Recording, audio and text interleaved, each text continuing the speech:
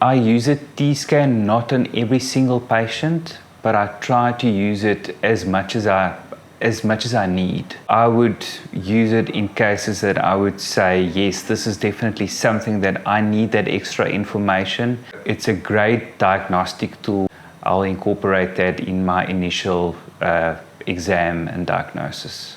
From the day that I had it in my practice, it was really easy to incorporate, and the learning curve is actually quite mild. Using only an intraoral scanner and articulating paper is giving us some information, but it's not giving us the full picture. The nice thing about the Tekscan is it's giving us dynamic information that we did not have. So having dynamic occlusion as the patient is biting down and actually seeing what is a high spot and not just looking at a mark and deciding that is too high or that's not high. The Tekscan is a great educational tool, especially with patients that we are struggling to get to a point of understanding what is going on as a diagnostic.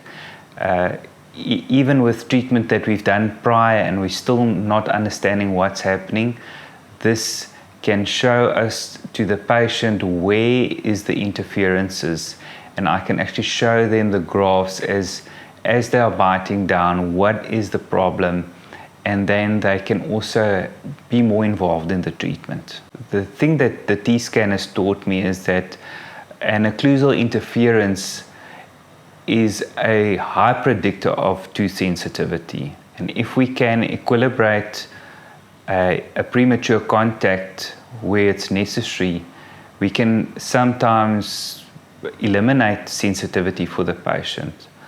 When I started using the Tekscan, the amount of times that I had to tell my patients to use a sensitive toothpaste for that matter on a particular area or applying some desensitizers dramatically decreased, just because we can understand that this is the first thing that I'll now go and look for is it occlusal interference? If it is, then we can adjust it. If it's not, then we probably need to use some other sort of treatment. Everyone uses bite paper because it's accessible. If we could have the Tekscan for every dentist, I think we would have a lot more happier patients. I work in a team and we do some all-on-X cases where we need to make sure that we have good, stable occlusion, especially if the patient's just coming out of surgery and we need to now load a prosthesis to understand that we have balanced occlusion. This makes it a lot easier, sending out the patient with knowing that things are in the correct position, the bite is correct, and not just checking on a piece of paper. If we are looking at the whole mouth, if we don't have a balanced occlusion, we can probably upset the musculature around the teeth.